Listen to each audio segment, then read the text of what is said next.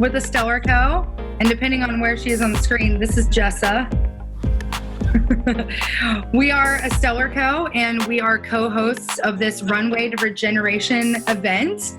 Today is Pass the Microphone, where we're really excited to highlight Black business owners, their entrepreneurial story, as well as benefiting the Equal Justice Initiative.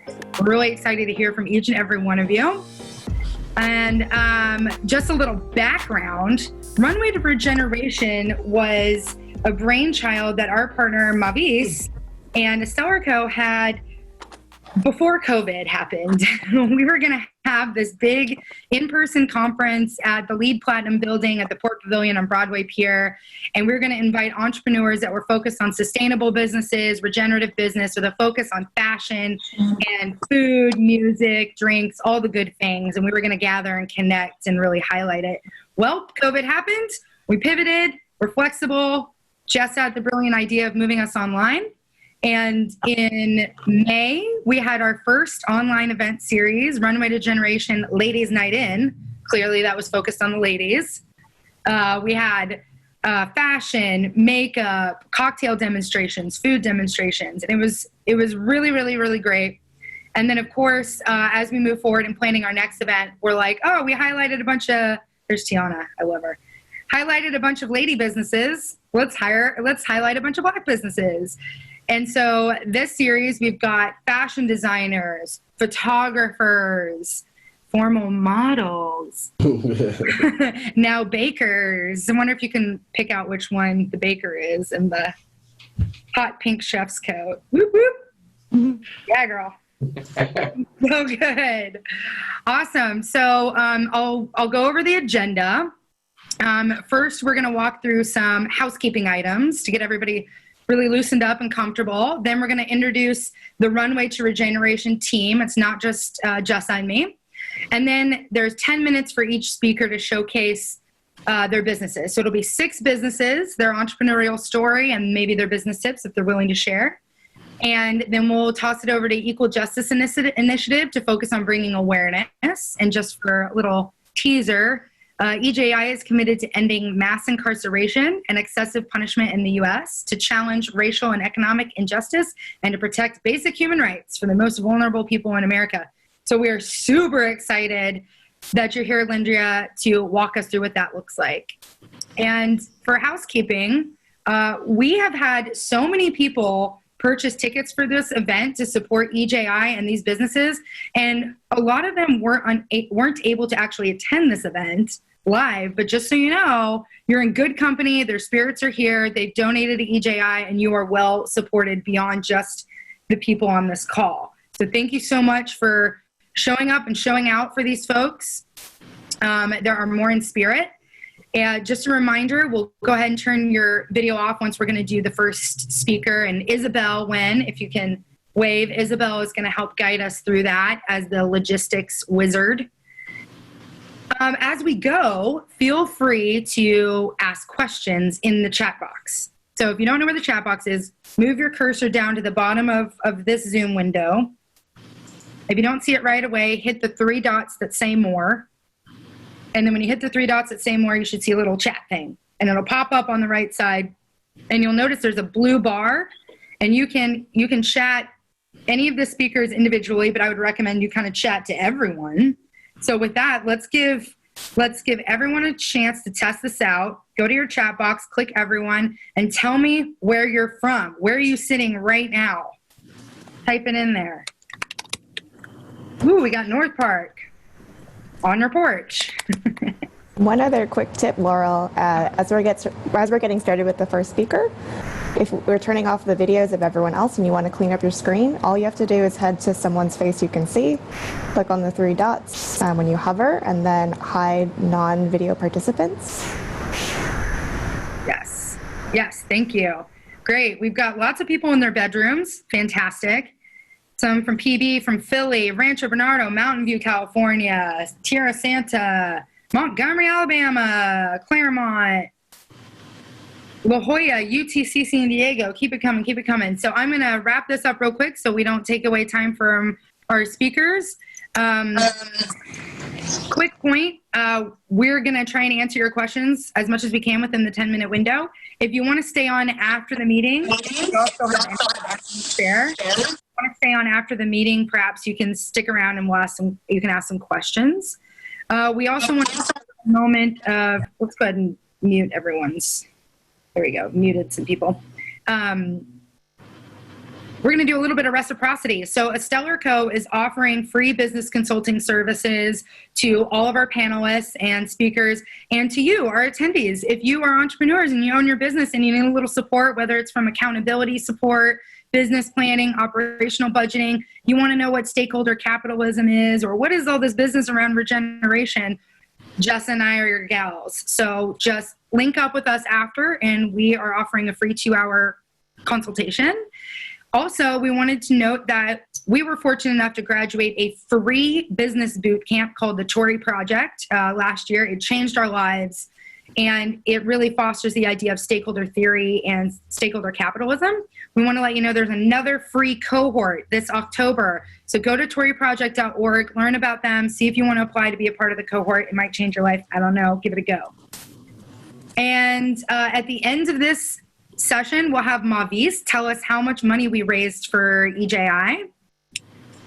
And with that, I'm going to turn it over to do team introductions. And let's go ahead and start with Mavis. How do we know you? What are you all about?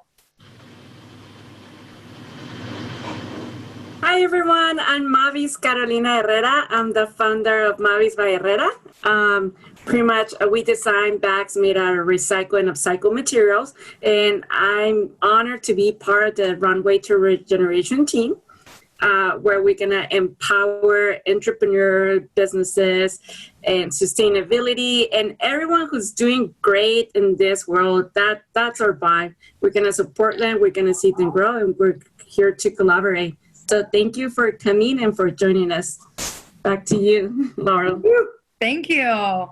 And yeah, we're so grateful to have Mavis as part of our team. We do a lot of work together. We love you. We love you. We love you. And speaking of Tory Project as well, we have a fellow graduate, Sasha West with Smiles and Rainbows.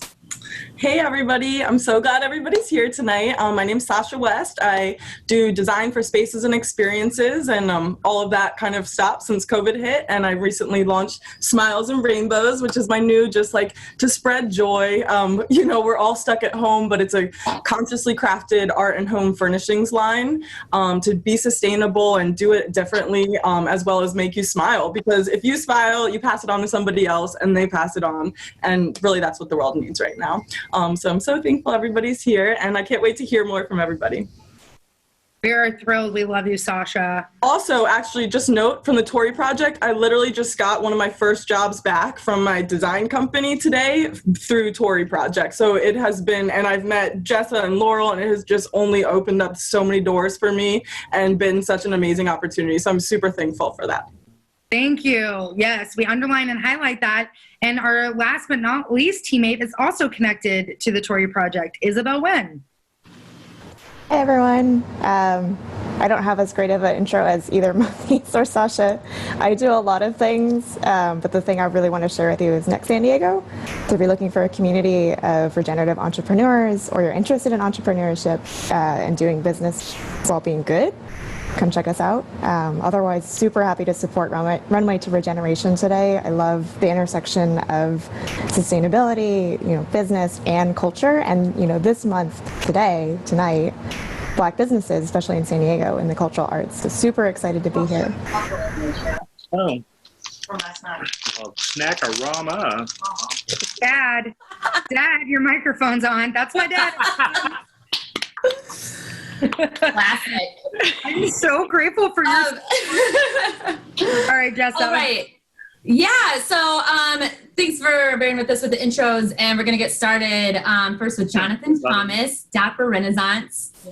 He makes these really, really awesome hats that he's going to show us. Our fun fact for him is he's a twin, and I'll let him tell you more about his business, but ask him questions.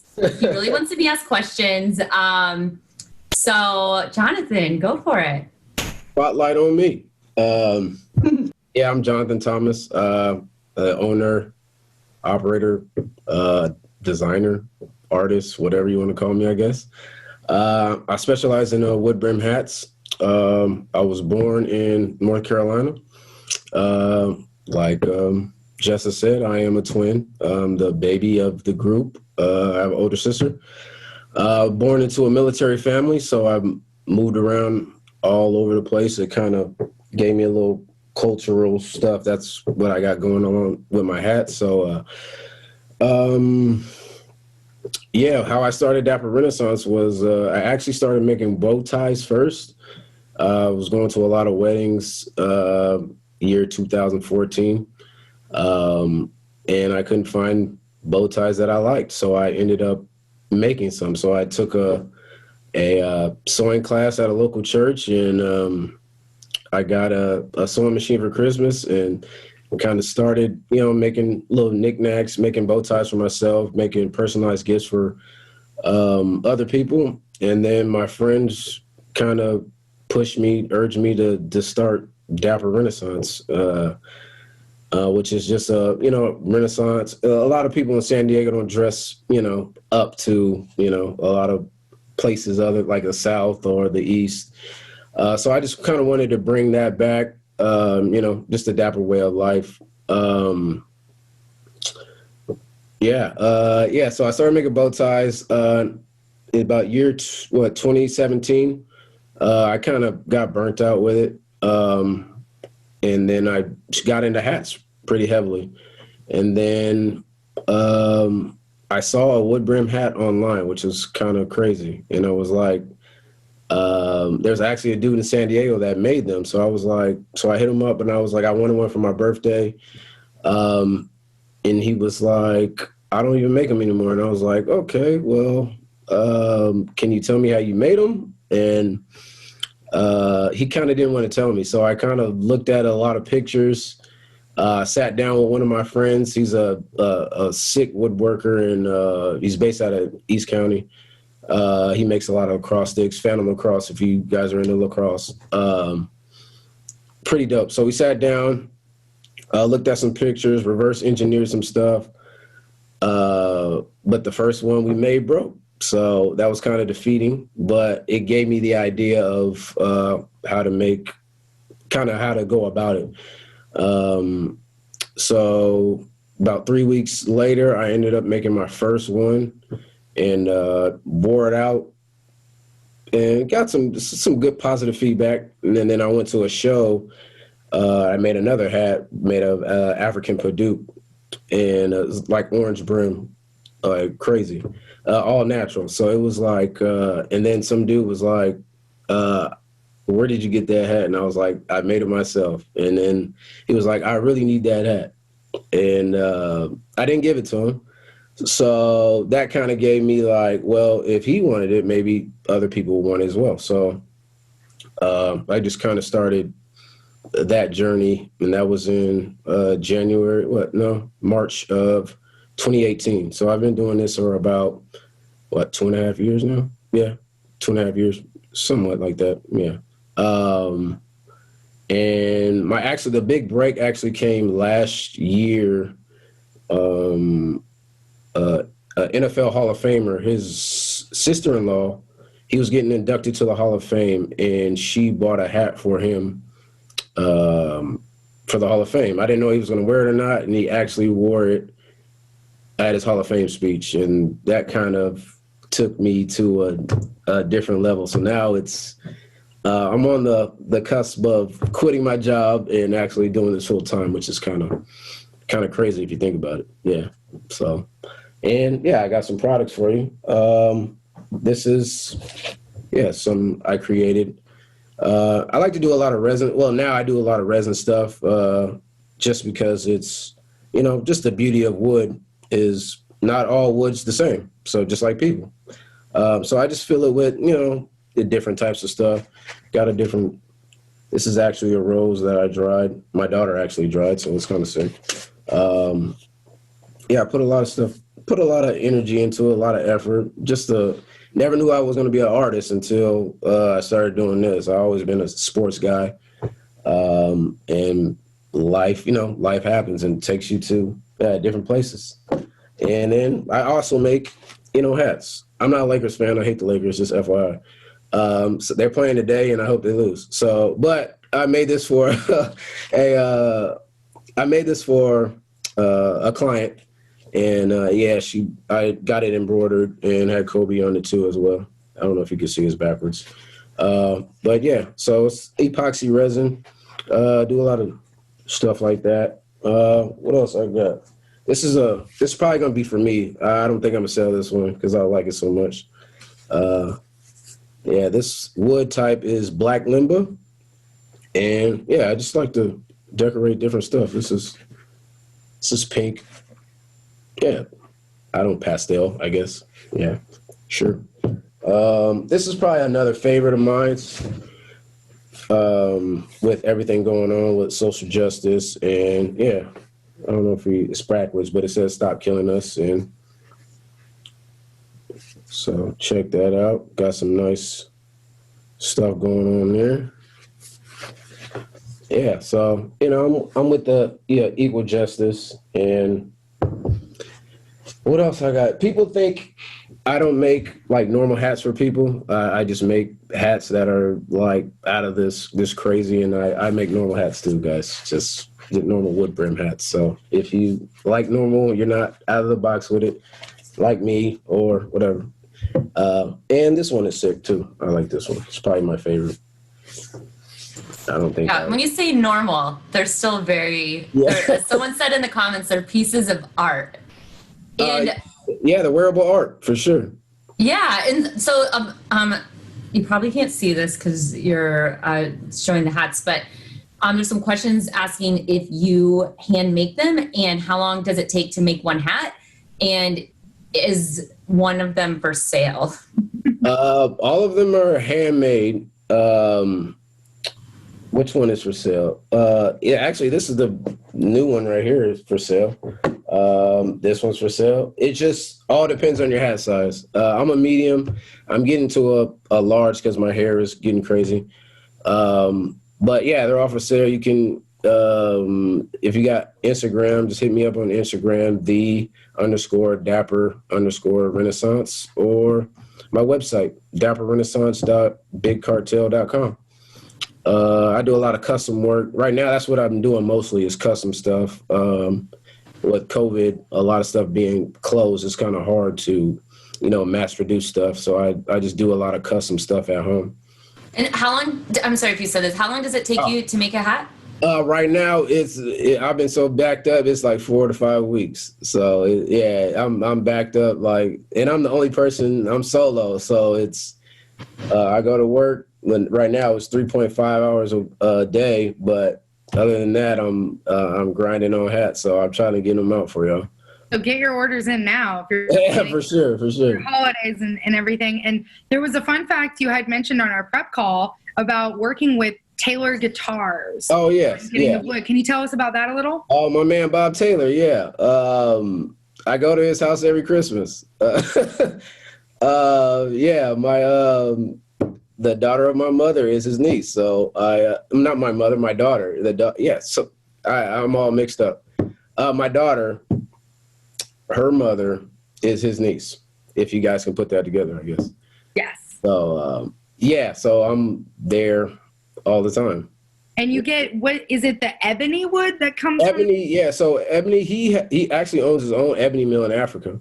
Yeah. And he does a lot of great stuff for Africa down there as well. He for every tree he cuts down, he's reproducing it, because ebony is a really small tree. It actually grows like 5 inches wide, and it's a lot of waste because it's really rare now, because back in the day they would cut it and they would only want the black wood. They would discard if it wasn't black, they would just discard it and waste it.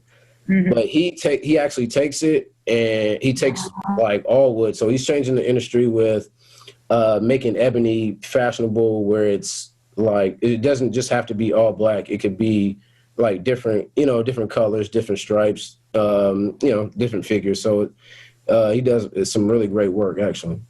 Thank you for sharing that. You were right at 10 minutes. That was perfect. Oh, I'm good. That's what I'm talking about. Yeah. It goes fast. Check out Dapper Renaissance on Instagram and on his website, as well as check out Taylor Guitars and their factory their forest in Cameroon. Yep, for sure. Yep. Awesome. Thank you, Jonathan. Thank you. And so next up, we have Clint Brandon Cave, a photographer. And hi! I feel like we've exchanged a lot of emails, and this is the first time I think I'm actually speaking to you directly. So secrets out. Can you hear me? Yeah. Hello, Welcome. hello. What's happening? How's everybody doing? Hey, so I'll let you get into to speak about your work and your background, but Sasha West referred you for this event and gave us some fun facts. And one that just came up was They're all lies. They're all lies. Oh, she said you're amazing and super talented. So, lies. All right. She did say you're very athletic. And she said that you have a holiday named after you in the town you grew up in Connecticut. Wow. Now you have to tell everyone the story. Yeah, I guess I'll start again. Okay. So my family's from the islands of Trinidad and Tobago. And then I'm from Connecticut, but once they moved from Trinidad, they migrated to Connecticut, and then that's where they had me. But my mom was a big model. She was like, Trinidad has this beer called Carib, and it's basically like the Budweiser of Trinidad and Tobago. So she was like a swimsuit model and stuff like that. So when I was younger, she tried to get me into modeling, and then there was one pageant type like thing that I could enter myself in, and I won. And then in my town, I was the only guy to win. And in my town, I believe it's like July 28th or like June 28th. It's Clint Brandon Cave Day in my town. So it's like something funny that I have like in like a bag from high school stuff, but I try to keep it on the Clint Brandon Cave Day. That's amazing. We'll have to celebrate next year. And then it's like, it sounds so good here, but then all my friends like, bro, you're in a pageant? I was like, yo, relax. We're stoked to hear about your photography as well, not just your pageantry. So like I was saying, my family's from the island of Trinidad and Tobago, and having family from the Caribbean, hold on, set a timer so I don't go over. Having family from the Caribbean and growing up on the East Coast, I spent a lot of time traveling back and forth. And I guess, can I share my screen now? All right, can you see this? How about that? Can you guys see that? You should be able to share now. How about now? Can you guys see that? Yes. Can you see a picture of me with my family or no? Cool. So this photo is basically my favorite photo of my childhood. I think of photos as some sort of time machine, because you can go back and relive a moment, and it's just beautiful. And this moment was probably one of my favorite days. And I went to school for business and finance. And after I graduated, I got a job at a commodities firm, and I was there for a couple months, but I felt myself being very robotic, and I didn't really love what I was doing. So I decided to quit, and then started traveling and backpacking. And then I wanted to recreate these moments and share with my friends and show everybody like, hey, look what I'm doing. It's so much fun. And all the photos I had sucked, and everything all the stories are great, but the photos sucked. And I felt like I needed to boost my game. So I got a small GoPro. Then I started, and all my photography and videography is self-taught. So I started with a GoPro, then some phone photos. Then I started learning how to color my photos. Then I got a small camera. Then I got a film camera. Then just upgraded. And just the trajectory is really cool. I feel like photo and video are the best ways to relive moments, and it's super raw. And every photo has beauty in it. And I like to say beauty's in the eye of the beholder, So a lot of people want to go and travel to these exotic places, but a lot of the time you can just find beauty in your own backyard. And that's what I love to do. So a lot of the photos that I take are revolved around my personal life and my family, as well as things that I value. This photo that I'm sharing right now is a picture of my family. little brother Deception. Tyler. Can you see it or no? Not yet. Oh, so how about now? Yes. Cool. So I got mom over here, dad, and my little brother Tyler, who's also a photographer as well. Just like to keep family moments and stuff like that. This photo right here is of soccer practice at a local field in San Diego. Was just working out one day and I saw this. And again, you can just find beautiful moments in everyday life. And you can just see all the emotion and like the pain and the happiness and everything that is encompassed in this photo. This photo right here is of my two cousins back home when I went to go visit during the summer. We were at a abandoned bar or something, and there was this cool alleyway. And I was like, hey, jump out the car and take a photo. And they're like, where's this in New York City? And blah, blah, blah, blah. I'm like, this is in my backyard, you know? And it's just about creating the image that you see in your imagination. These two photos are some portraits. I really feel like the best photos are candid photos. On the left, I didn't even know her name, honestly. I met this woman walking in the streets of downtown LA. I was leaving a photo shoot and she was on set. She was on set with another photographer. And I walked over, small chatted, and I was like, hey, you guys look really good. Do you mind if I take a photo of you? And they were laughing, and I just pulled out my camera, quick shot, and just a beautiful moment. Same thing with the girl on the right. I saw her out at a bar. I was like, hey, you're really pretty. Snagged the photo, and like these are some of my favorite film photos because and the thing with film photos are you don't really know what you have until you get your film developed. And I figured I got some of the best shots, and then I go get it developed and they're all trash. And it's happened multiple times over and over and over. And then sometimes I think I don't get the shot, and then it's the most beautiful thing. So it's kind of like a shake of dice. One thing I've gotten into recently, being out in San Diego, I've been here for about a year and a half, and I came out here knowing nobody. And then I kind of just meet one person, and then one person says hi to you, and then another person says hi, and then like friends introduce to friends, and then they become family, and it's just like a big old, just a big old family, I guess. That's how I actually met Sasha. Met her at Underbelly. She'd be working from home at the bar all the time. It was great.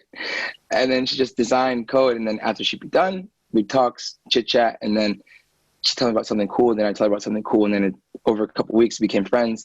And then she told me about some cool events around town, and then somehow I ended up talking to somebody who ran marketing for the Wonderfront Festival, which is like the first big music festival that happened in San Diego. And I sent in an email months back before it happened, asking to be a photographer for media credentials. I got left on red. Nobody talked about it. Nobody saw it.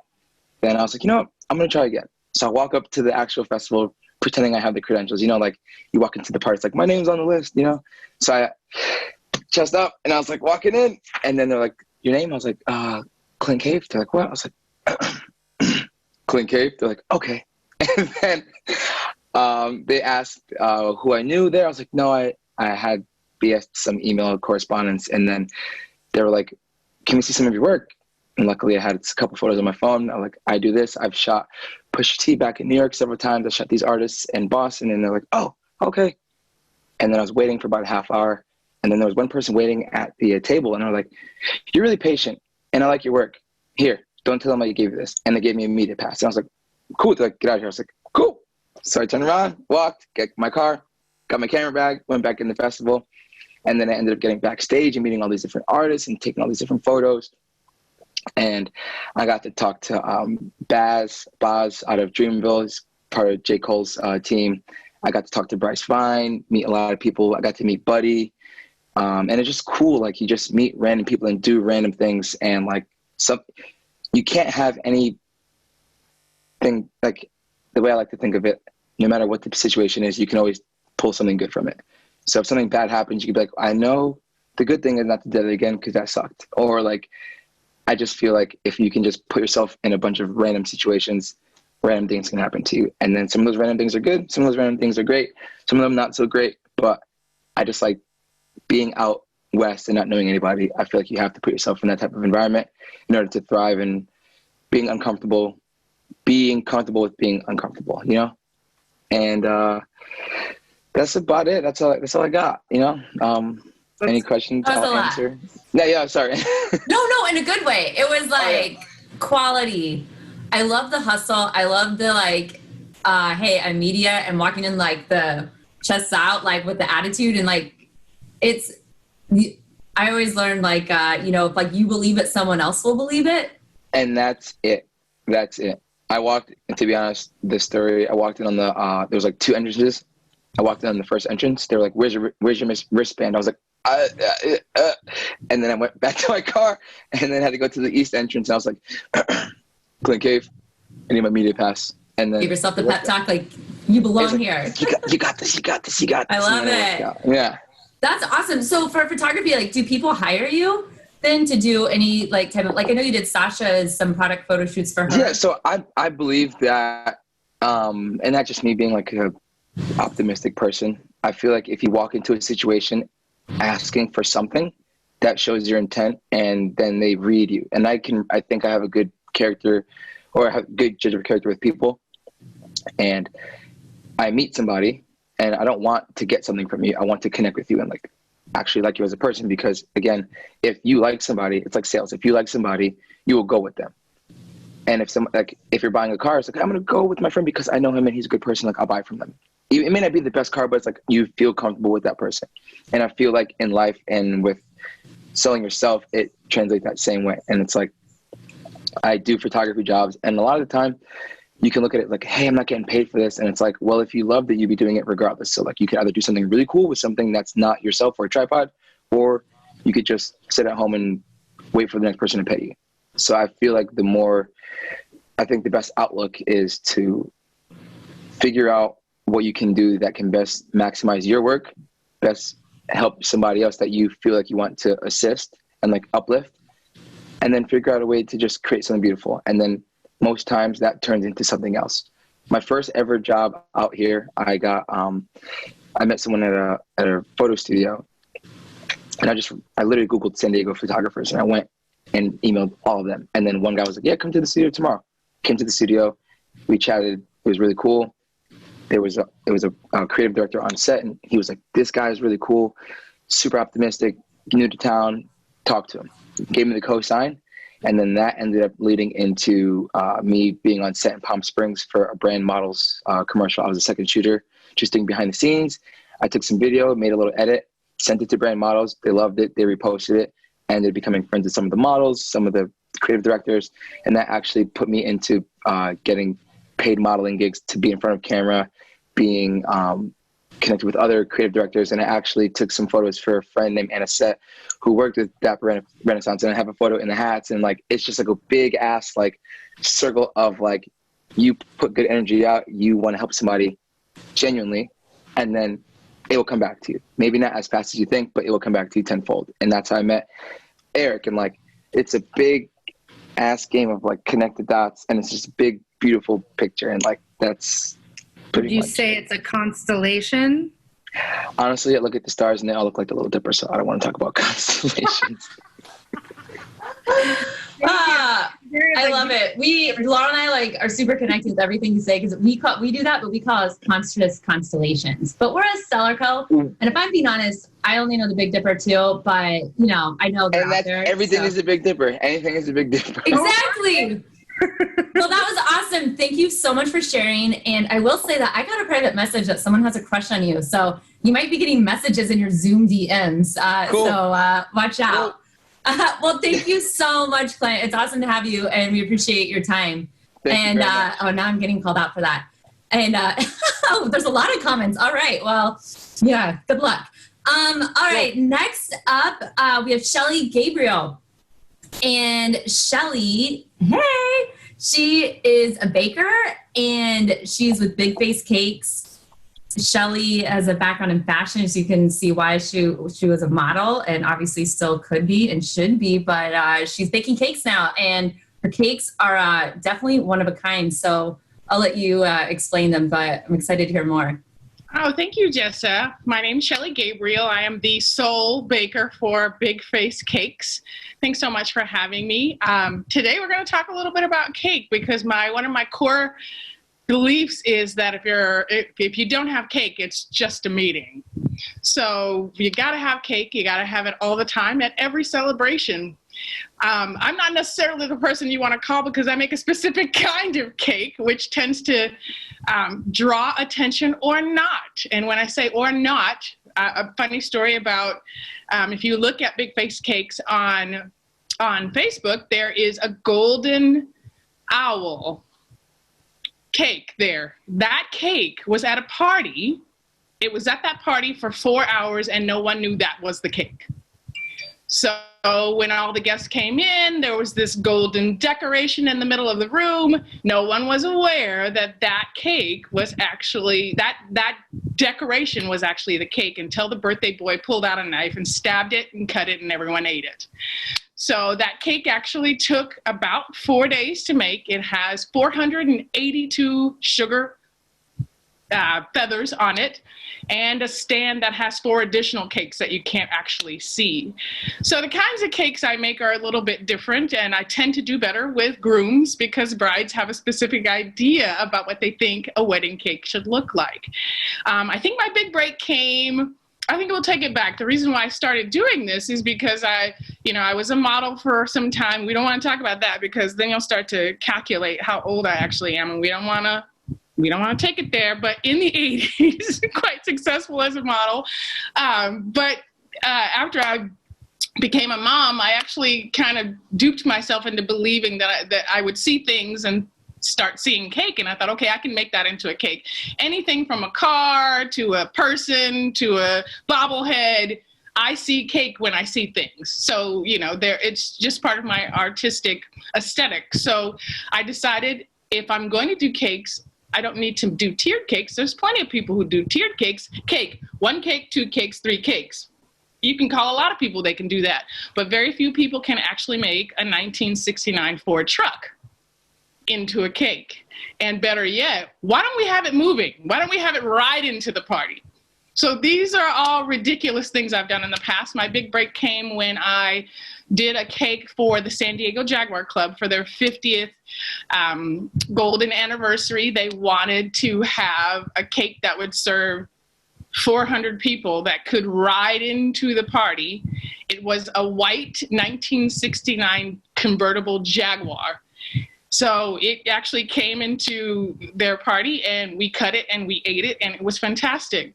I think that if you ever think about cake, and I think a lot, what's happening lately is cake seems to be kind of an afterthought. You know the person's birthday's coming, you wait till it's 2 or 3 days before you reach out to the baker or you go someplace and pick up a cake, when there's so many more possibilities for you when you start to think about celebrations and what you're trying to celebrate.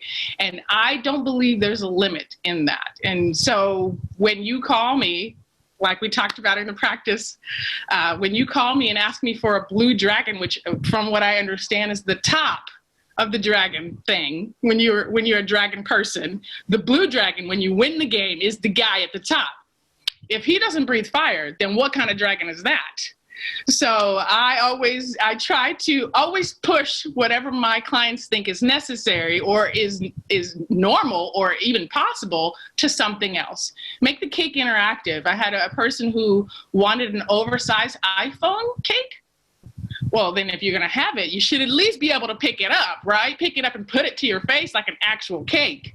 So interactive cakes, 3D cakes, do something. The cake should do something. Otherwise, just go to Bonds. So my aesthetic about cakes tends to kind of drip into every part of my life. So my dinner parties tend to be very exciting. And as far as tips on business, I think that the only tip I really have toward business is transparency in your business. If you are transparent and you put your soul into your business, and you show your clients that there's so many things that are possible beyond what they even can imagine, then you will find yourself being successful. I actually had a website, but there's only so many cakes I can make. So I actually had to take my website down because of my ideas and thoughts around transparency in business. I'm not going to kind of have myself out there and available to make you a cake in 2 weeks when I know I have 5 cakes that I can't possibly make. Now, that just means I need to work on some scaling things, which Laurel, Jessa, we're going to get into that when we have our little meeting. But besides that, I'm also doing, in this time of COVID where my cake meetings are limited, God help me, I'm doing quite a bit of activism work, talking about Black Lives Matter and trying to kind of put out a message and do my part within that movement. So that's kind of it. And if you want to see a gallery of some of the cakes I've done, by no means is it all of them, because I think my cakes are kind of like the prodigal son. When I'm done raising them, I want them gone. I don't want to talk to them. I don't want to see them anymore. When the clients come and pick them up, I say bye, and I never think of them again, because by the time they are picked up, there has been crying and and discussing with that cake how to become said cake over 3 to 4 days. Because sometimes when you carve the dragon out of cake, you don't see the dragon, and you have to find the dragon. I'm sure that Jonathan knows. Sometimes when you pull out that wood, do you see the brim? You don't necessarily see it right away, right? So it's quite a process. And so just recently, I've been documenting the cakes that I've been making, but I've been actually doing this for about 9 years. So there are very few things in the IRL, in real life, that I can't actually turn into cake. So that's it. I love it. I feel like the quote of the moment is, find the dragon. Find the dragon. It's kind of hard to do that when you have 15 layers of cake that you have to make into a dragon. So sometimes you have to take a break, and the cake will speak to you and say, there is no dragon in here. I feel like it. I think there was one question that came from it. We know you're really busy and on back order with all the cakes because they're that awesome. Do you ship places, or do people need to come get it from you and like drive it up to Santa Barbara, for example? I can actually deliver a cake just about anywhere, but we have to remember that conditions for buttercream and for cake have to be just right. Otherwise, that cake will not arrive as a dragon. Instead, it will arrive as a pile of cake crumbs with icing. So it has to be you can't necessarily ship it. However, I've taken cakes as far as Las Vegas for big events. I've actually, one of the cakes I think that was shown on my bio that Mavis did was a cake that went up to an LA personality. We won't say who that was. Ooh. But that cake was basically designed from a Christmas ornament where he was a merman. Oh my God. Yes, he basically sent me the what is that? The ornament, and we made the cake. And I actually had to take it up to LA. So I can get a cake just about anywhere else. Plus, my husband's a pilot, so I can fly a cake just about anywhere. So it just depends on what you want. And the bigger, the better. Go big, or don't even try. Just go big. We want an American doll that can walk and talk and put its own clothes on. Now that we got to get some tech involved in that. Now, I think the closest I've gotten to that is a barking dog with a wagging tail. Wow. Yeah. That's so impressive. The white cake that you saw on the bio, that tail actually wags on that cake. So you basically press the button and it wags its tail the whole time, and then you cut it and eat it, which something strangely odd about that if you think about it. Right? Well, that's amazing. I love your story. I love your passion and discipline for making these cakes.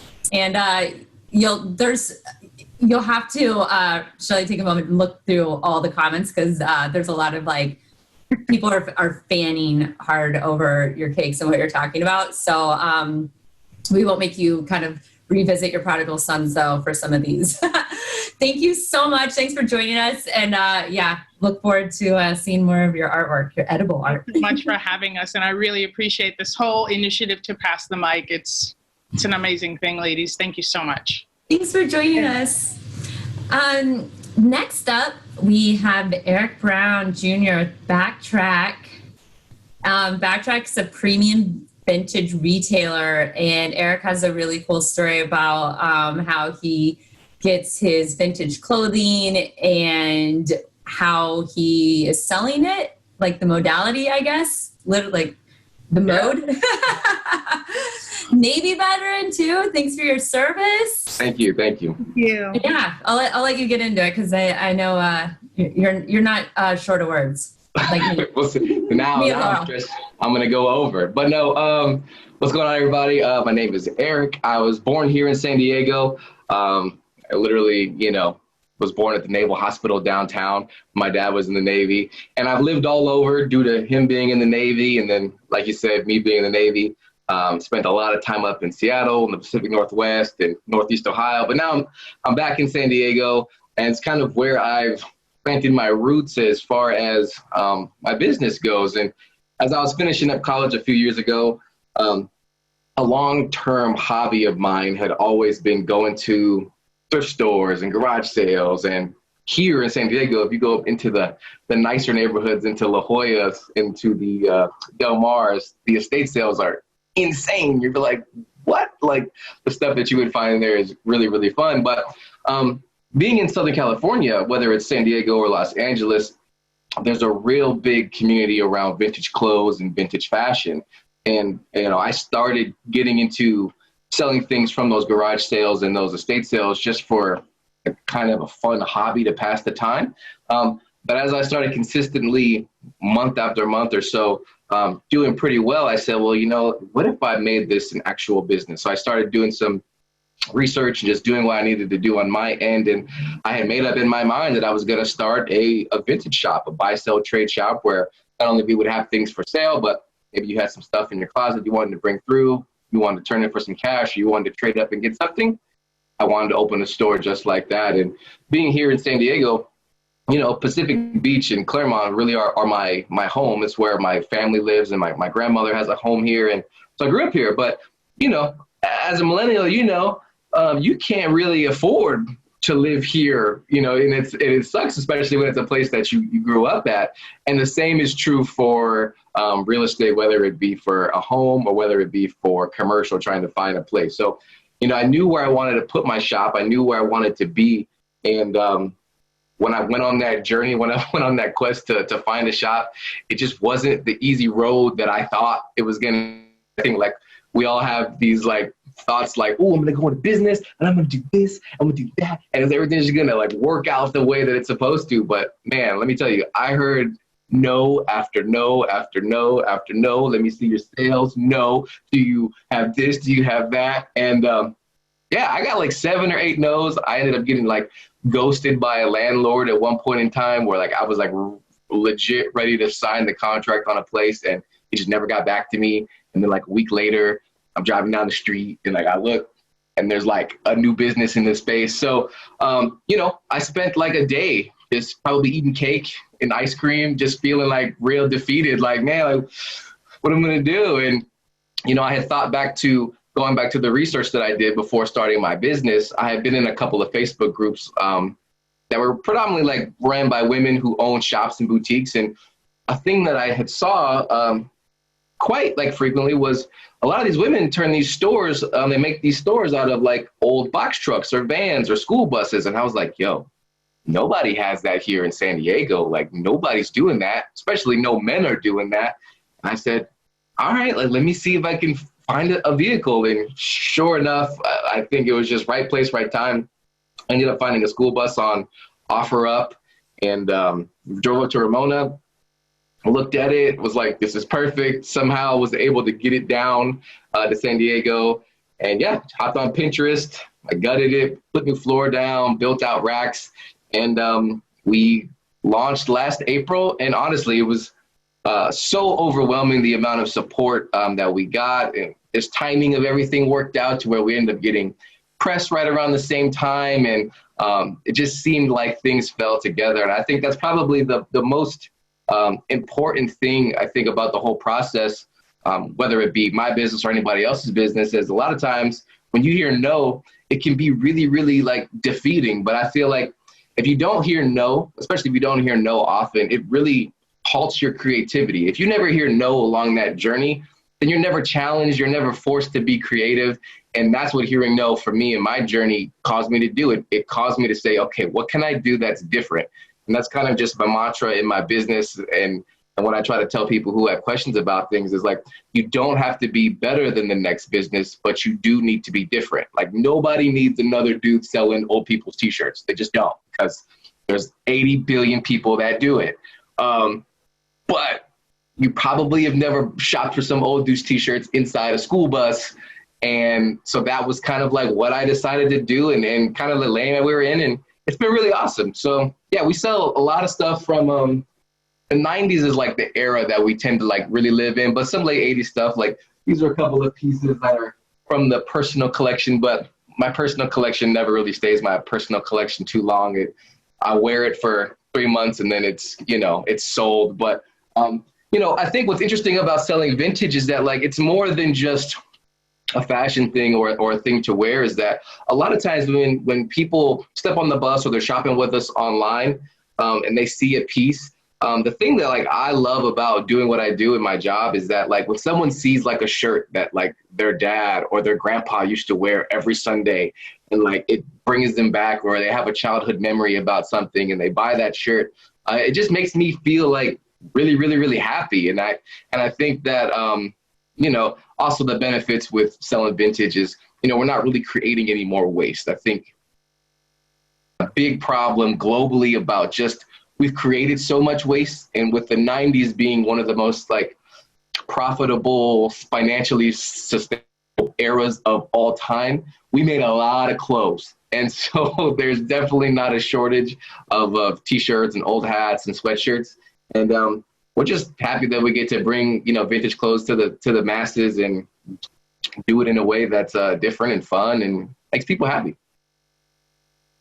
Yes, agreed. And I'm waiting with bated breath to see your Boys to Men hat. You got to bring it out. Oh my gosh. Okay. You going to time me? Because I think I have it in the other room, but give me 1 second. Go. Yeah, so, go ahead. What, did you have something to say, Laurel? No, go for it. So when he gets back, a suggestion, I think since he has a bus, he should be like the adult version of like the ice cream truck. So he just drives around, plays the music, because a lot of men don't like to go shopping. And so you just drive by the bus and it's like the modern day or the adult ice cream truck. Yeah. You know what's funny is like when I launched, I was like, okay, cool. I'm going to pull this bus up and like people are going to be like, let's go in this thing. But what it really turned out to be was like, this is creepy black man trying to get me inside the school bus. And like, it's less creepy than an ice cream truck. Yeah, right. And I'm like, there's clothes inside. You should look inside. There's stuff inside. And you're rolling all that. But what ended up happening was we ended up doing like a couple of events throughout the city, like the SD Vintage Flea Market. And when Kobe's the Swap Meet, they have like a vintage specific event. We did those events, and then people began, and as our following on social began to grow, then people started to, you know, say, oh, we go inside. But when we do have bigger events, when we used to have events before COVID-19, you know, we'd have all the racks filled on the inside, but then we'd also have racks on the outside. So that way, you know, there wasn't some long line for you to experience shopping in the bus. But the infamous Boys to Men hat that they made me go get, but I know it's backward, but it's just this beautiful early 90s Boys to Men, just like tour hat. And, you know, this is like gold glitter embroidery right here, and like this beautiful turquoise embroidery. And it's probably like never going to leave my collection. It's like my favorite hat for sure. We had Isabel say that when you drive by in the van, you should have Boys to Men playing. Shelley said you need a DJ. You know, what's really fun about it is we've been able to do some really cool things, and we actually have a partnership with Topo Chico sparkling mineral water, and we did an event with it was Patches and Pins Expo, because we sell a lot of vintage pins as well. So last year when we did that, I'll never forget it. It was a super hot day. We had the bus, and then we also had this Topo Chico activation with the bus that if you shopped on the bus, then you got a free super exclusive Topo Chico patch and pin. And so it's really allowed us to be able to do things and be really creative. And now it's nice. We're at the point where we can kind of pick and choose what we want to do. And before it was like, yes, we'll do anything, anywhere. We'll do whatever you want us to do. And much like, you know, Shelley with the cakes, it's like now we're like, this, maybe we'll wait on this, but this is a good look for us. it's really about finding like partnerships and people that really mesh with your ideas. And I like to say that your network is your net worth. And if you can find those partnerships that really, like I said, just complement you as a business and what you're trying to accomplish, and your values align, then it's really a good thing as far as like being able to expose you to a much wider audience. That's awesome. Yeah. We support that big time. So right now with COVID, and I'm sorry, we're right at time, but is there, I don't know if you mentioned this, is there a website or Instagram or a good way to look at what you're selling or you have? Yeah. So one of the speakers that you guys have on, Derreck from Fivespace, we actually were doing a long-term pop-up in his super dope record shop in North Park when COVID hit. But when that happened, we pulled out of there because obviously retail in-person shopping had stopped. So we shifted everything online. So the website is shopbacktrack.com. The link is in our bio on our Instagram at backtrack.sd. And yeah, so everything that we do, all of our new arrivals, they happen every single Thursday at noon, literally on the dot. And that's the best way to connect with us and support us. Yay! Well, that's awesome. Thanks, Derreck. Thanks for joining. And we appreciate it. For sure. Our next speaker, sorry, I keep saying, I can't stop. I'm not a public speaker. We're just going to ignore that. But I thought that, I was like, the next speaker I introduced, I'm not going to say, Here we are. So I'm really excited though, is Lendria Glass, and she is with Equal Justice Initiative.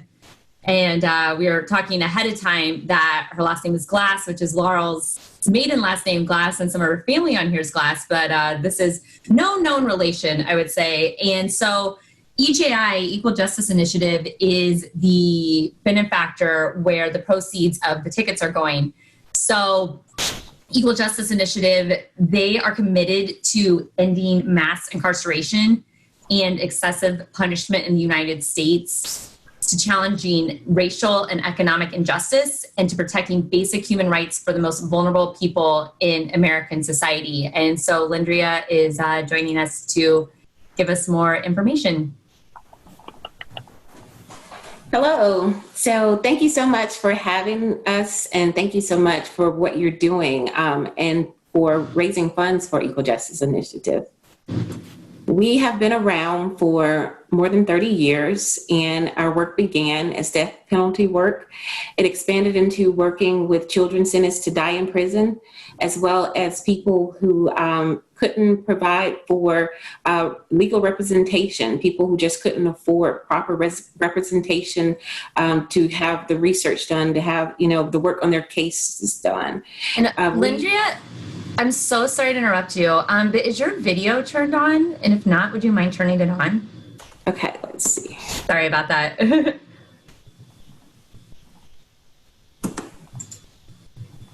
It shows my video is on. Let's see. Let me click stop video and then restart it. Yeah.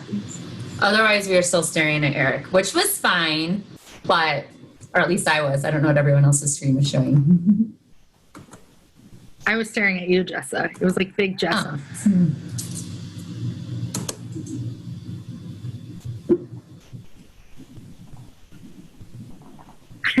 Okay, so on my end, it shows my video is going, and I only have the option to stop the video.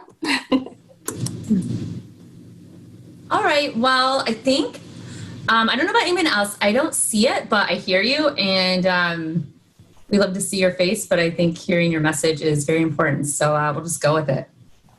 Oh, no. Well, so again, EJI is around to help people who are incarcerated wrongfully. Some people are incarcerated and have committed their crimes, but they have been overly sentenced and need our help. So that's how our work began. But more importantly, we are also working to change the narrative in this country, because we believe that if we can change the narrative in this country, we can also affect the criminal justice process in this country. And that's the only way we're going to effectively be able to have any type of criminal reform. If we can get the United States as a whole to recognize its history and the way people of color have been treated in this country, which has led to the over-policing and the mass incarceration. EJI, we opened a museum and memorial, and I'm sorry, I'm a little bit, it's just a little funny looking at this black screen here. But we opened our museum and memorial a couple of years ago in Montgomery. And since we opened, we received over 750,000 people who've come and visited our sites. And so people have been able to engage there with us and to okay, are you sending me the video again? Nope. That didn't work either. It says host stop video. Okay. Well, people have been able to come and engage with our sites, our museum, our memorial, and the response has just been phenomenal. Well, with COVID-19, we've had to close down the visits to the sites.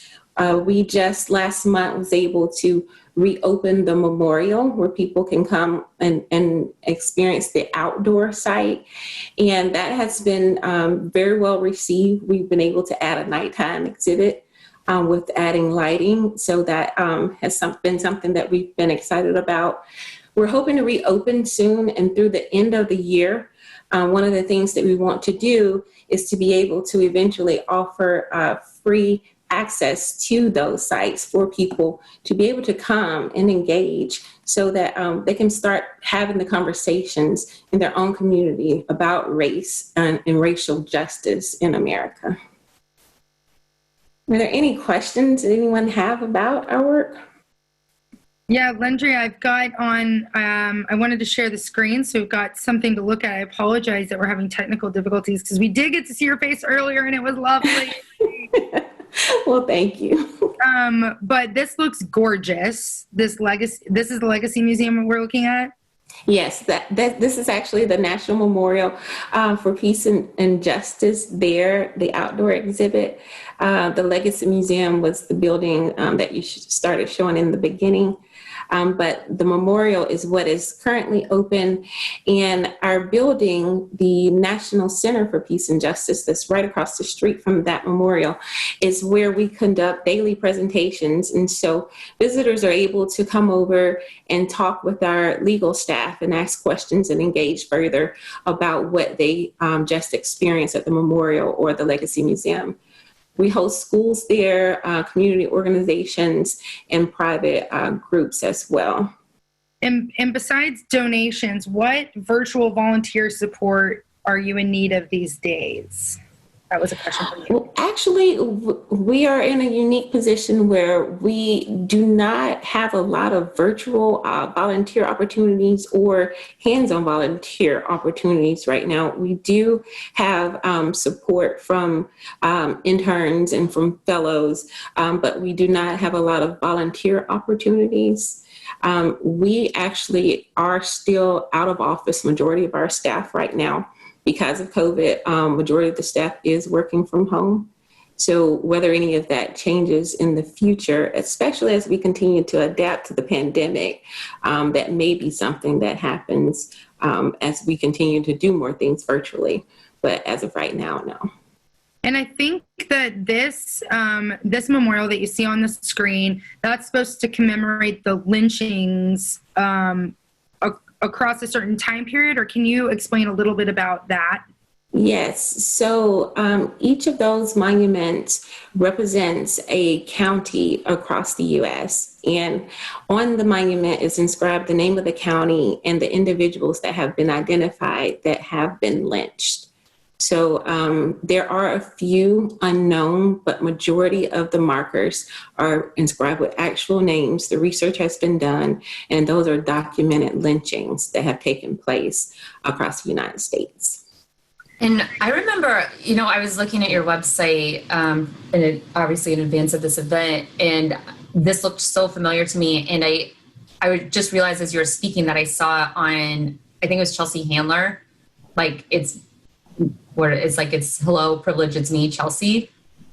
Do you know? I don't know if you know about that, but I think she featured it on there. Okay, yeah. Tiana's saying yes. Thank you, Tiana. So yeah, that tells you where I get, I guess, my news sources. But anyway, it was. I saw it on TEDx too. Yeah, it was. You know, is Chelsea, but it was still like a very serious, and I remember it being very moving. And I saw the images on your website, and I hadn't connected the two until that it was the EJI. So yeah, it's very, very powerful. Well, good. I'm glad that you had that opportunity to learn about that. But so if anyone does have any more questions regarding our work or any of the things we have coming up in the future, I will say that due to the pandemic, the need for our help has greatly increased, and our intake has increased beyond capacity. So there are individuals that are incarcerated that are desperately in need of help. Our legal staff is not able to go in and to visit with our clients.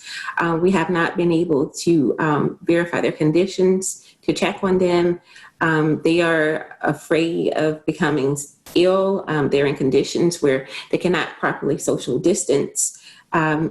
They aren't able to just receive adequate care.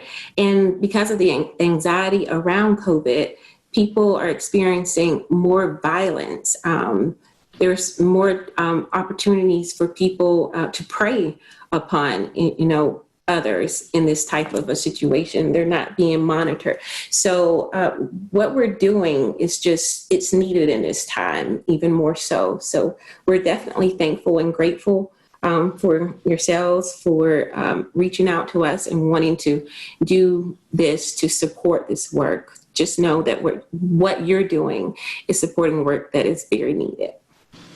Thank you. Thank you. Thank you. And just a few comments. First of all, everyone, of course, is very supportive in the comments. But to point out is that Eric Brown said he's grabbing a hoodie and shirt to support the museum. So no pressure, but everyone here, that's a great way to support it besides direct donations. And Eric also asked, what's the best way to donate? Well, the best way to donate is to visit our website, eji.org. Click on the donate button. There are options there for you. So we have PayPal, whatever you need. Just, whatever is convenient for you. You can also give our office a call at 334-269-1803. And someone, probably myself, will be there to help you. Great. And then we had another question from Luke, who works in the cannabis industry, and he was wondering if with the growing cannabis industry and the legalization of it, at least in states, are you working with the cannabis industry to get companies to support your work for social justice and criminal justice reform? As of right now, there is not currently a project like that in place that I am aware of. Whether that's something that could happen in the future, I really wouldn't know and couldn't speak to that simply because it's not my area. But I can say that as of right now, no. Thank you. Mm-hmm. And then another question. Also, we have a few attorneys on the call. I would just like to say, so I don't know if there's like pro bono work that you use with attorneys, but I'll throw them under the bus while they're on the call. That they should help. But Gianni asked if there are any initiatives to help with voter registration or voting through EJI. Yes, EJI is working with partners to help with voter registration, and we do accept pro bono work. So if you want to reach out to the office, our legal team can definitely put you in touch with someone. Gianni, Ashley, the two people I know for sure are attorneys on the call. I'm going to call you out. Well, Lendria, that was amazing. Thank you so much for sharing the work you do. And I think, there's it's 2020. There's so many things right now that are in your face and like things to help. And this is just so important. And it's so wonderful to hear the work you're doing and the ways we can support it. And thank you for taking the time. And I know you're not on the West Coast, so it's late for you. So thank you extra much for showing up and speaking more about the work you guys do. Thank you. I appreciate the invite. Thank you very much on behalf of Brian and EJI. And you are correct. It is past 9 here. So If I'm no longer needed, I will head to bed. Yes, good night. Sleep tight. Thank you and good night. Goodbye. Thank you. All right. That was awesome. I feel really, I don't know, gave me feels. I thought I was frozen for a second. So next up, we'll keep on with our business owners. We have Kelly, who goes by A-Rod. So I like A-Rod, so we're going to go with that. She is the designer and owner of Crafty Creative Cutie. And she started in Atlanta. And now she is in San Diego. Her husband's in the Navy. So another service member, which brought her out here. And she started with like bracelets and jewelry, but of course, like moving to face masks, which is great because obviously we all need those. And if you don't think we need those, you know, I don't know. I don't know if you should be on this call because I definitely, I'm a science person. So anyway, welcome A-Rod, and I'll let you talk more about your business. Okay. Hi, everybody. You can call me Kelly. A-Rod is just short for Andrea Rodriguez. I don't play baseball. I suck. Like she just said, I started in 2012 in Atlanta, had a couple of kids, moved to San Diego, got a couple of degrees, kind of stopped. Then I said, you know what? I want to do something other than make bracelets, nothing against making bracelets. I love it. It's fun. But I was just tired of putting beads on a string. So I said, let me expand, you know, what I'm doing. I wanted to do something different. So I just have a couple of things to show you guys. I really don't like talking because my country ASS voice, I hate it. I'm originally from Kansas, so that's where you hear that little country twang. I'm from Oklahoma and Jess is from Missouri, so we're. Oh, hey, what's up? You in the building? Okay. Yeah. So I started doing working with seed beads, and I made these little cuties, and I was like, you know what? I love working with these little tiny beads that are super duper fun. These are just a couple, my version of like bootleg Burberry. And then I'm not sure if anybody dibble dabbles in the cannabis, but I have a lot of friends and family that do. So I make these, you know, make these little things to hold it. That's just my little fun thing. But my main money maker are my face mask. And this is mine that I wear, you know, not every day because obviously since I make them, I have tons of them. I have these. And this one is actually adjustable. Woo! Okay, so that's that. And also, I love to sew. I just started sewing, obviously, because I don't make the face mask by hand. But I sew these little cute little zipper thingies. I have a Cricut machine. Who doesn't? But I bought it before it got really popular, okay? I bought the regular Cricut machine, the Explorer, and I said, you know what? I'm too fancy for this. Forget that. I want the Cricut maker. So I sold it on OfferUp, and I went and got me a Cricut maker, okay? And after I did that, I said, oh, I can cut leather? My husband's a Kappa, and he's also in the Navy. So he was like, babe, make me a Kappa keychain. So we went and got some real leather, some pebbled leather. You probably can't see this, but this is Omega Sci-Fi. Sorry, it's not very good. Zeta Phi Beta. I don't know of any other fraternities and sororities, so I just do the ones that my husband tells me, hey, you should make this, you should make that. So anyway, my Cricut cuts out this perfectly, as you can see. And then I just put the vinyl on the back, and then I attach a cute little keychain, a little heart for the women, and just a circle for the guy. Oh, there you go. Now you can see it. Okay. So anyway, I'm so goofy. Anyway, so that's that's it. That's what I do. I sell on Etsy, but I also have a website, and I also have an Instagram, which is kind of sort of, it's supposed to be for my crafty things, but I like to take pictures. So I think I'm a photographer. I'm an iPhone set the timer photographer. So the pictures I did today, I kind of set it up on a plant outside, and I advertise for myself. That's why I have the face mask on in the pictures, to let you know, hey, we can be safe and be cute. Okay. Let's do both at the same time. So yeah, that's it. I do customized masks. This one, obviously, I made just for me, and I took the time to sew on each little rhinestone because, it's for me. I got to get fancy, and I don't customize these just yet, just because I think they're kind of cool, just the way they are. They're, if you want to get snazzy one night and get jazzy, but you still want to be safe, you can have your little satin face mask on and, keep it moving. So, I love that. Huh? Yeah, I was gonna say I feel like for women especially, is like masks are here for a while, let's be honest. And so I have at first we were just getting by, and now it's like, okay, I need it to go with what I'm wearing.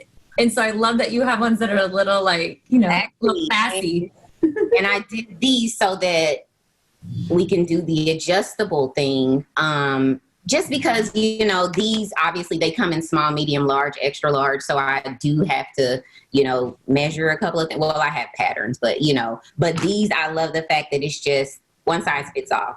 Bam, Jonathan with Dapper Renaissance commenting, he's like, needs satin for his beard. Oh, yes. Yeah. So you should partner with him to get a mask. He should include masks with his hat purchases. Yes, that will be a great thing because no pressure. Men want to be fashionable as well, and I don't think they should just walk around with an all black dusty face mask all day. Okay, you got to, and plus, who wants to wear the same face mask 7 days a week? I know I don't. Okay, so that's it. I don't know what else. Oh, that's awesome. I had a question for you because I was looking at your Instagram and I wasn't sure if you made this, but there was the yellow two-piece with the palm print outfit. Do you make some of your own clothes? I do. So, did you make that? Sorry if you didn't, to put you on the spot. With which one? I'm sorry. Okay, so the Wu-Tang shirt, the third picture on my page, I did that to put my face. My face is in the Wu-Tang sign because I love Wu-Tang. I'm an 80s baby. So I did make that shirt, but this dress I made completely myself. Sorry. I love that. Thank you. I'm just getting started. I'm a new, I'm new to the sewing thing, but I love a cool plain dress that fits me. And I say, you know what? I need to learn how to make this. So I'm still working out my hems. But if I can wear it and it doesn't fall off and no cheeks bust out of my dress, I think I made it. Yeah, girl. I like it. I like that quality control. Right. So that's pretty much what I'm doing. I guess I just make a little bit of everything, but that's why my name is Crafty Creative Cutie, because you know what? It's not just one thing I want to focus on. I love it all. And when Jonathan was talking about resin, that instantly took me to epoxy. And when I was making the big, what do they call them? The door knocker earrings with the names on them. Yeah, they instantly took me there. I love working with epoxy until it gets on my fingertips and burns. Then it's not so fun. But yeah, anyway, I don't know if my or bubbles. Yes, that too. But it's fun to work with the next day, unless you do it wrong and then your project is sticky. So, yeah. I know. I think you creatives all have some of those pain points where I'm like, oh, whatever. Right. Wait, I actually have a terrible story. I won't share it. Well, it's a very funny, morbid story. I'll share it at the end if anyone stays on, because we're already a little bit behind time, but it involves epoxy. So thank you so much, A-Rod, Kelly, And we appreciate you showing up and sharing your time and your cute mask and your creative projects. So your link is posted in, Jonathan has tips for you, said, on epoxy. And we posted your link in the chat. And we're going to go next to Eric with Fivespace. And I just want to say thank you, everyone, for being on the call. We're going a little over, but whatever. It's a pandemic. There's not a lot to do. It's Thursday. So, it's a few minutes over. And so Eric is with Fivespace, or Froderick, musician, sells records, sells hard-to-find vinyls. Mentioned earlier that he has partnered with the other Eric, with Backtrack, on some pop-up shops. So also, no pressure, but I've been told you're an anchor in the hip-hop community in San Diego. So thank you for joining us and giving us a little, adding some cred to our event. So let you go from here. Hey, no problem. I'm glad to be here. Appreciate you giving me a chance to shout some shit about Fivespace.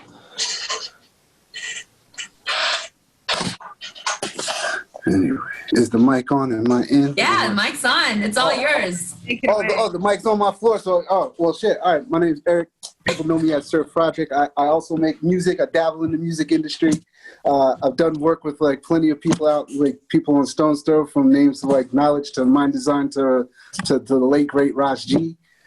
So from taking that, I come all the way back from Philly, where I used to run a graffiti store out there called Rare Breed back in, I say the early 2000s, from 99, I'd say until 2010, I had a graffiti store called Rare Breed, where I had the same kind of basis, where I sold pretty much graffiti supply. I was the first to bring the company Montana Black from Germany and Montana Gold before Blick got their hands on it.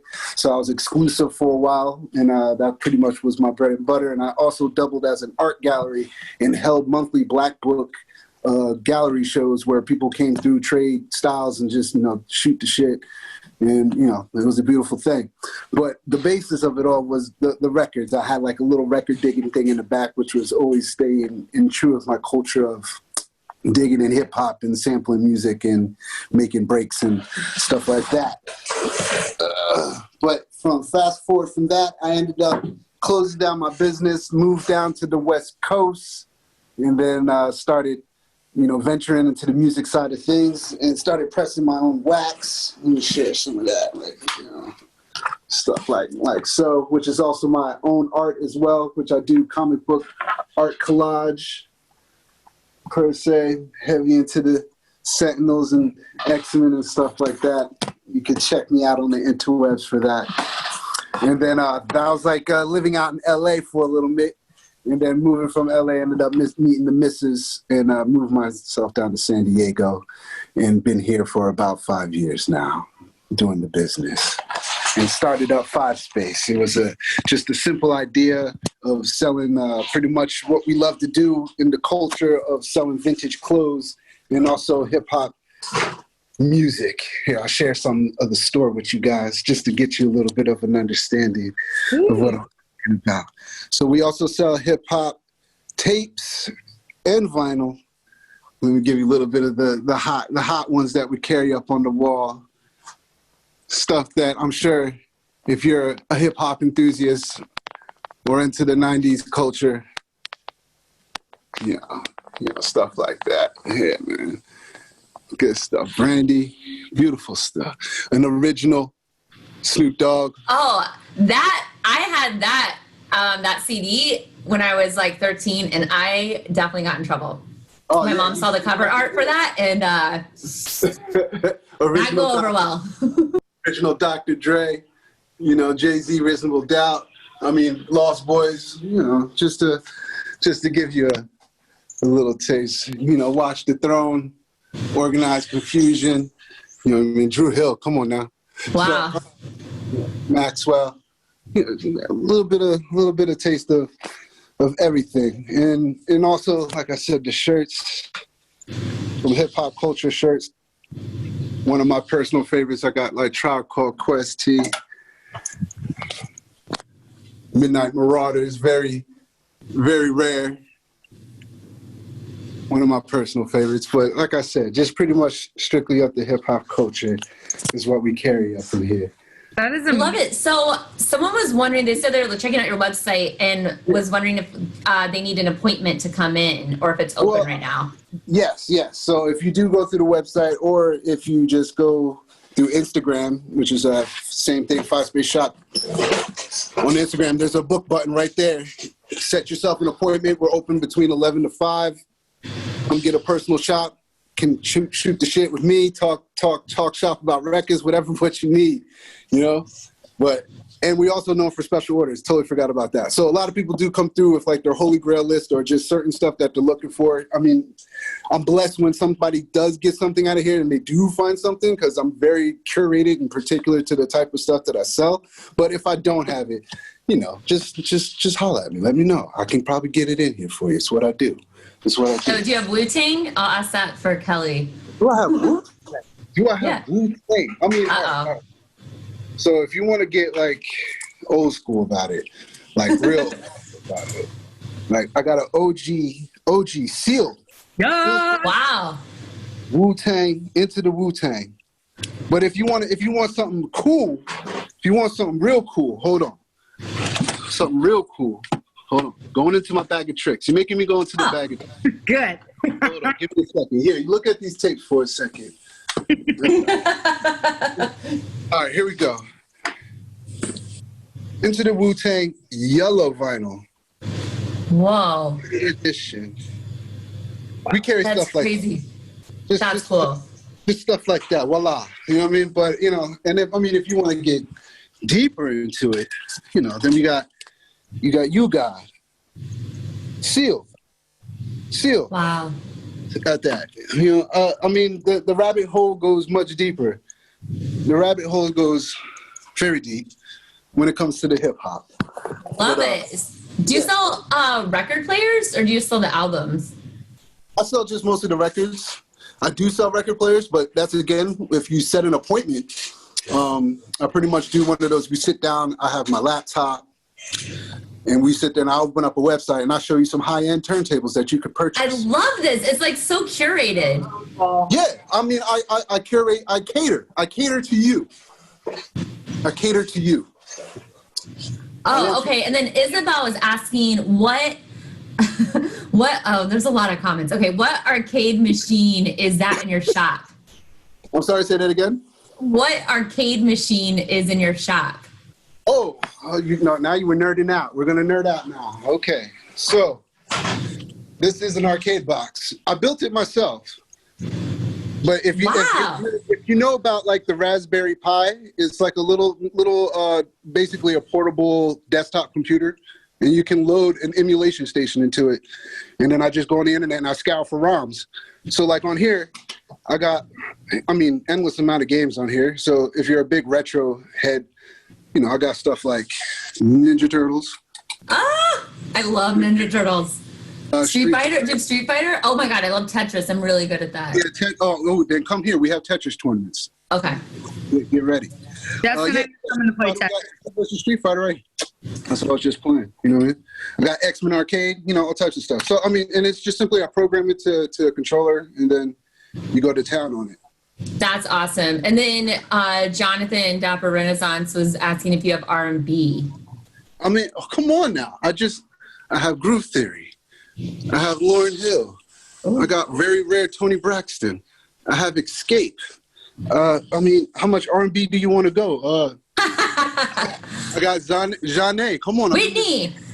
I got some Brandy. Remember Total. Let me see.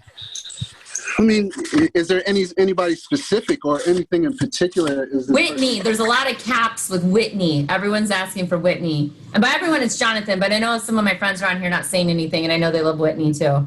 Yeah, Whitney Houston is a seller. Mariah Carey is a very hot seller out of here. Selena, she's a hot seller. I have some Selena, but Whitney, I have one.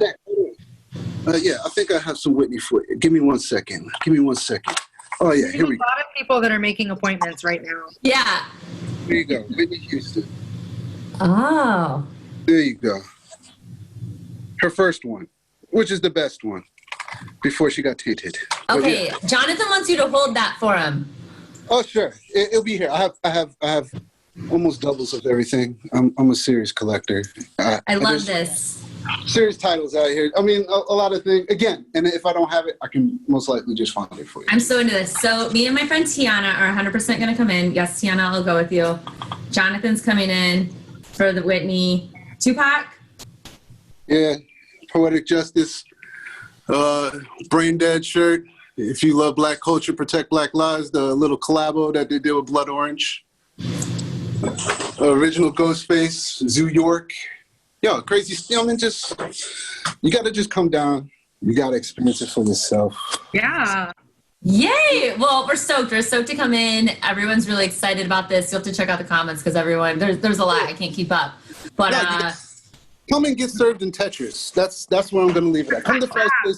I'm going to come set the high score on Tetris. So I look forward to that and maybe get an album. You won't be ready. You won't be ready. Well, thank you. Thanks, Derreck. Fivespace or in the comments. Thanks for joining us. And all right. Well, and sorry guys, we're a little over time, but like I said, we probably don't have anything else to do after this. So let's be honest.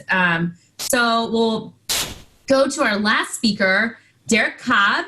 Derreck his business is A Man Who Sews. And he likes to create people's designs. So let's create something as creative as you, where he works where you're the designer and he brings it to life.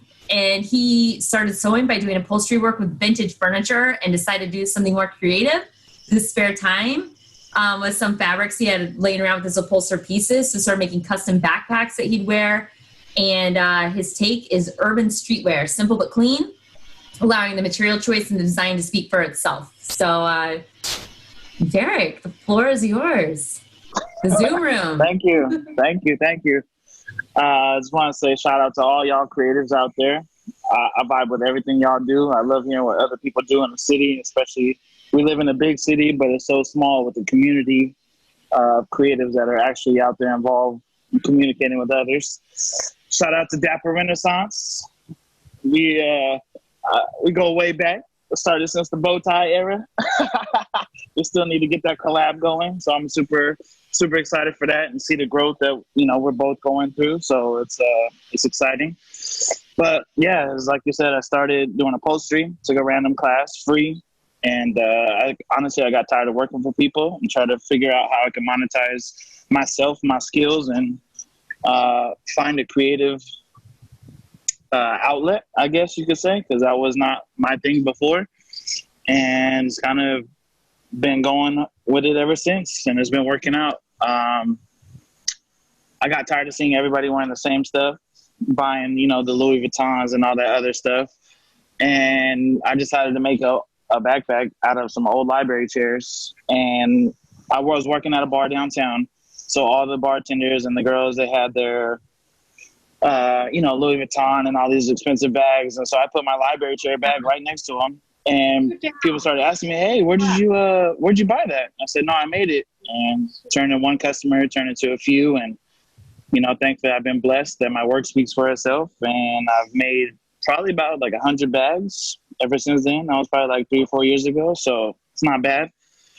Every day I'm still learning something new, trying to create, that next thing. I went from one machine in the garage to now I got my own warehouse space, got 4 or 5 machines, and just keep trying to grow it.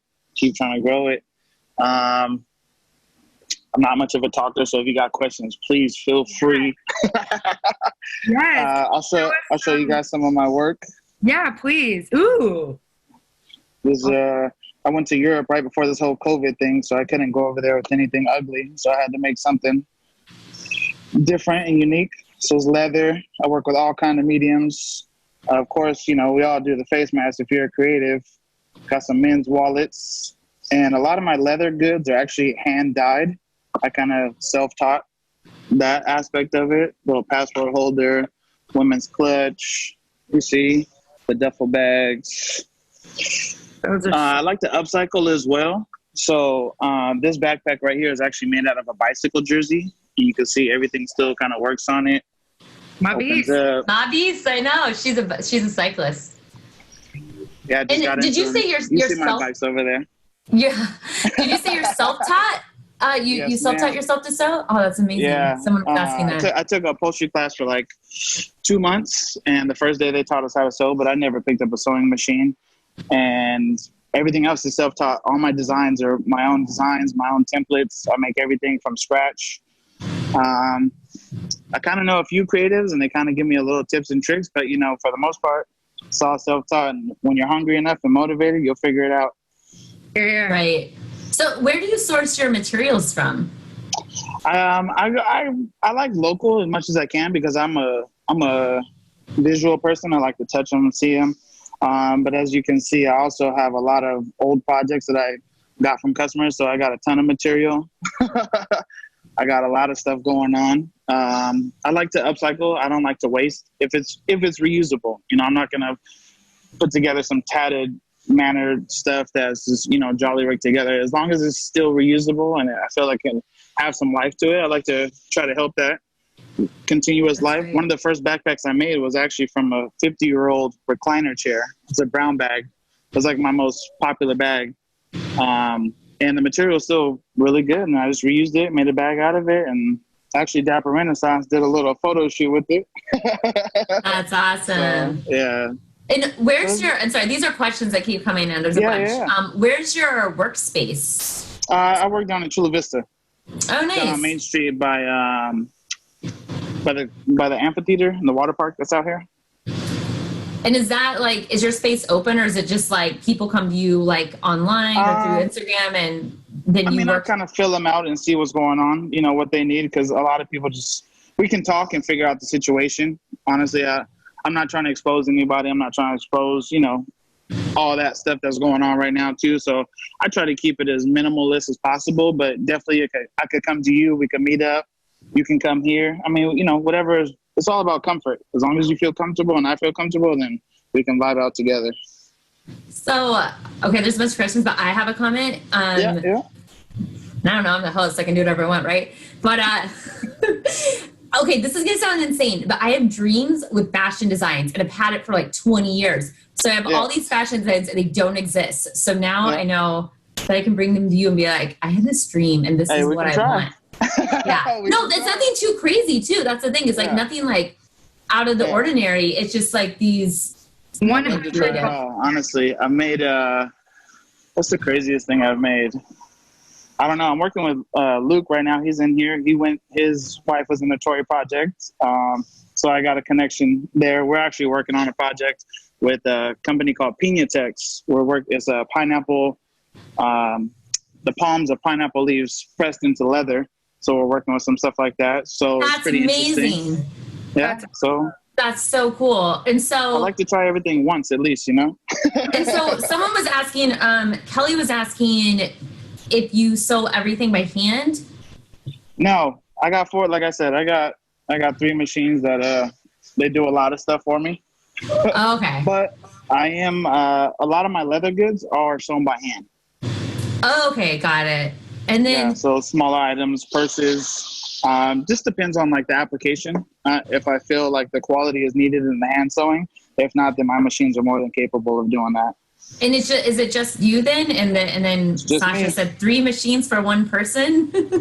Trust me, and I use them all, and I want more. That's great. And so you brought up something that I just want to point out. It's really cool. We're all about connection and community. And so Jonathan, Dapper Renaissance through, and then we know him through Sasha, and then Laurel, Sasha, and I went through Tory Project, and Luke's girlfriend who went through Tory Project with one of your best friends, Brian, and that's how we got introduced to you. And so anyway, small circle. One day give that a but it's funny, I forget who said it earlier, but he said, if you want something and it's out there and you find the same driven people, it'll come to you. It attracts, So he's got to keep giving that energy, keep driving. That's what we believe. We believe you attract exactly what you want. Exactly. And it happens more organically. So do you find yourself with a big backlog of projects because you're attracting too much? I do. I've worked on all kinds of stuff because I like learning. I feel this is a craft that is always you can always learn something. I'm never scared to try anything, and because at least if I try it, then I failed, but at least I tried it and I know what to do, and it betters you just as a human. And I like, I like to create. So that's why my thing is, let's create something together. Something creative is you, either way. Oh, this is magic. I'm in. And I actually did this one earlier today. This is by far, I think, one of my favorites that I've done. I got to toot my own horn. Oh, that's awesome. Sasha's into it. A lot of comments. Love, looks vintage. OMG. What are the materials on it in that one? This one is all leather. So this is it's called an EPI leather. It has a very grainy feel to it. This one's like more of a suede. This is a leather as well. This is a natural leather. So a lot of these items, like the smaller items, I actually dye them myself. And this is how most leather comes, in this color like this. So when you're buying the Louis Vuitton and you see like those handles and they turn color over time, that's because it's a natural leather, and it's just only going to get brown and only going to get better, softer, more supple, the more oils and exposure that it gets. Yeah, I ride horses, and we. Well, so yeah. The bridles and the tack, and I've got I set it upstairs. I feel like we need to meet. We need to do that.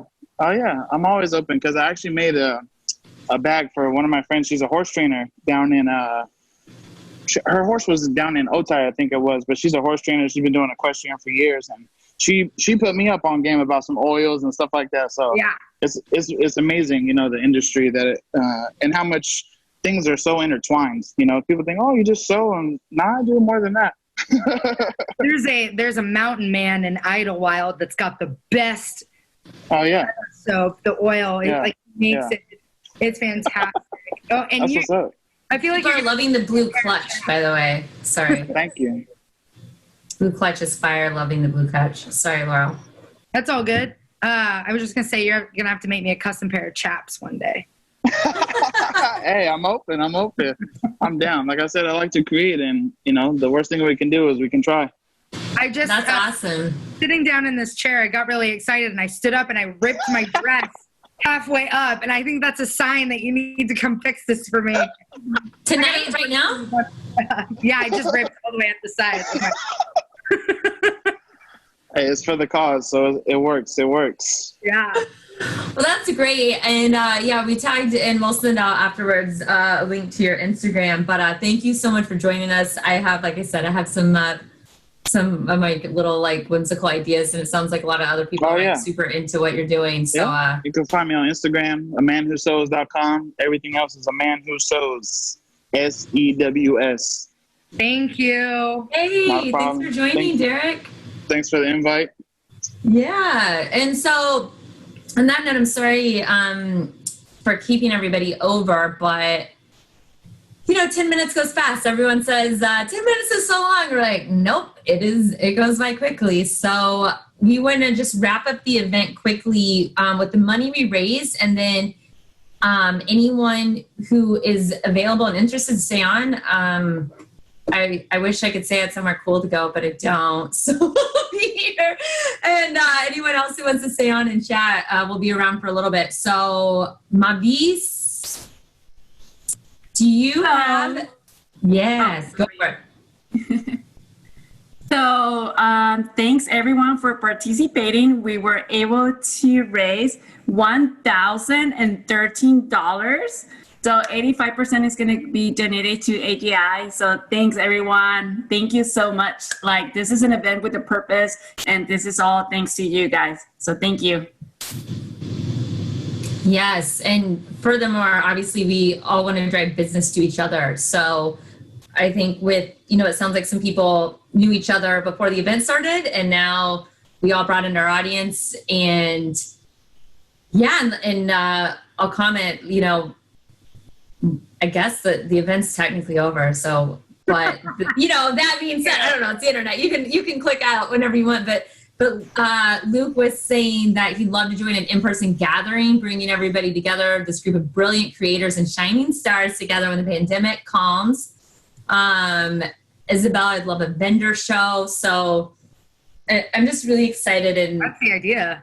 I mean, that's the idea. With Runway to Regeneration, we wanted to get everyone together and like form this community around of entrepreneurs and innovators or change makers who want to do business differently and for good. And we've noticed that every one of you, you know, we're all connected in a constellation. We all have the right purpose-driven minds. And I can see us all getting together for sure. Even we don't have to wait for the big Runway to Regeneration show, but like I have this vision of like handmade clothes with that Dapper hat going down the runway with a big owl cake coming behind it. Like this is happening.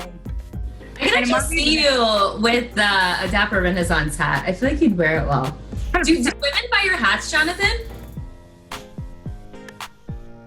Wait, you're on mute. Hold on. Yes, they do. We've been to a few events together, and women love his hats. I'm trying to get more women in my hats because it's, women buy more stuff than men. Yeah. So. Yes. Yeah, they do. So, yeah, that's why I'm kind of tailoring it to more women now. But, Mavis says she wants that hat, and I feel like Mavis would, yeah, a good. Rock that, yeah. Hey, we can do a photo shoot. My man Clive can get it done. Yeah. With her bags, get the hat. Yeah, exactly. Oh, yeah, and not to, I think Clint hopped off, but Mavis is actually a really good photographer too, so. Oh, shit. Not to start a competition, but